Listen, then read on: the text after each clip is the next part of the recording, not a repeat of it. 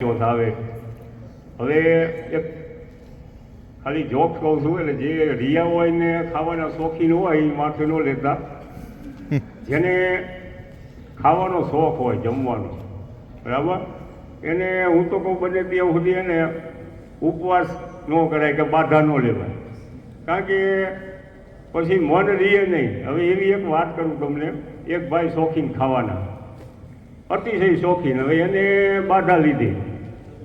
પછી એક જગ્યાએ જમવા ગયા, જમવા પંગત હતી, લગ્ન પ્રસંગ હશે ગમે, જમવા બેઠા. એમાં જમણવારમાં તો લાડવા મેઇન ગણાય, લાડવાનું જમણવાર હતું, પીરસાણું, એમાં લાડવા આવ્યા તો એ ભાઈએ લાડવા લીધા નહીં. એટલે બાજુમાં એના ભાઈબંધ હતો, એને ખબર કે આને ખાવાનો બહુ શોખ છે.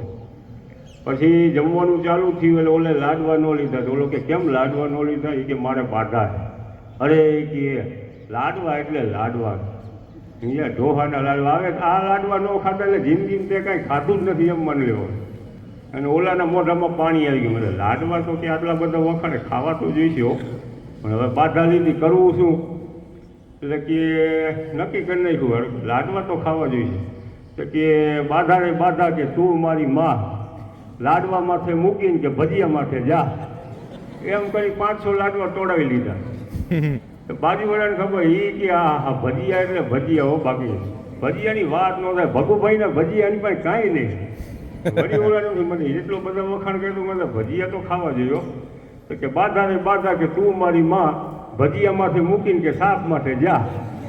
એમ કરી ભજીયા તોડાવી લીધા. વળી ઓલો કહ્યું, અરે કે શાક બન્યું છે કે ઊંધિયું છે, ઠાકર લોટનું આની પાસે કાંઈ નહીં કહે. તે શાક એમાં તું ખાવું તો પડે, આટલા બધા વખાણ કરે તો કાંઈક તો હોય. આમ તો કે બાધા રે બાધા કે તું મારી માં, શાક માથે ઉઠીને કે ડાળ માથે જા. એમ કરી ભજીયા શાકે તોડાવી લીધું. પછી જમણવા બોલ છે એટલે દાળ ભાત આવે. તો દાળ ભાત ઓલો કે હા ડાળ બની છે કે ઠાકર લોટનો વઘારે આની પાસે કાંઈ નહીં, એવી દાળ બની. કે હવે કે શું કરવું? કે હવે કે બાધા રે બાધા કે તું મારી માં, ડાળ માથે ઉઠીને કે છાશ માટે જા.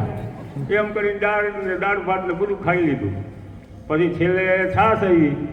પેલો કે છાશ તો તું જો ઘોરું ઘોરું કે હરી ઉપર રાખો તો ઊભી રહી જાય એવી છાશ ને માથે છેલ્લે છાશ પીધા વગર હાલે કે જમણ પૂરું ન ગણાય.